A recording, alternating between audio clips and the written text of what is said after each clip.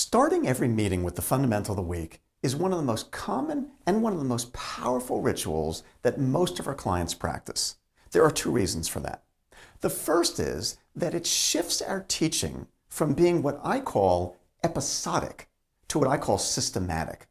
Episodic teaching is when we have to wait for an episode to occur. For example, the only chance we get to teach about honoring commitments is when somebody didn't, and we can use that as a teaching opportunity.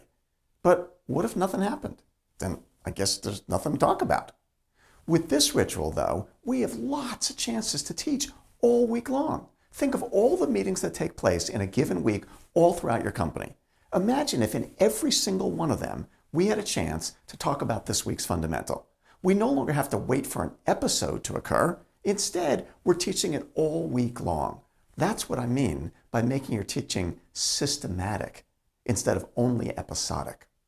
The second reason that this ritual is so powerful is that it provides lots of opportunities to explore the practical application of the fundamental. There's an analogy I like to use when I explain this. In the legal profession, we have this distinction between what's known as the written law or the statute and what's known as common law or case law. The written law is what's been enacted by the government. But all over the United States, there are court cases going on where judges issue opinions about how this law applies to this particular set of facts and circumstances, and all their published opinions collectively become the body of what's known as case law. Well, I think of this in an analogous way. The fundamental and its description is the written law, and all those discussions that are taking place all week, all month, all year, they form the body of case law. Let me give you a simple example. Almost every company has some fundamental around quality, excellence, taking pride in your work, that kind of thing. Many companies also have a fundamental about working with a sense of urgency.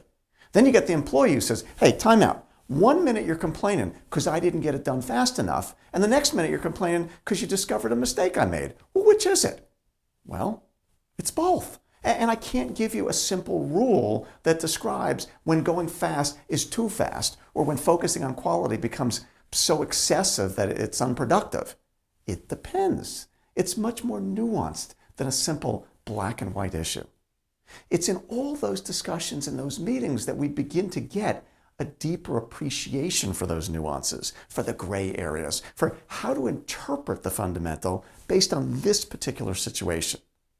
No matter how beautifully we try to write our fundamentals, we'll never be able to write them in such a way that there's never going to be a question. It's just not going to happen. No, these only have meaning in the context of day-to-day real situations. That's where they come to life.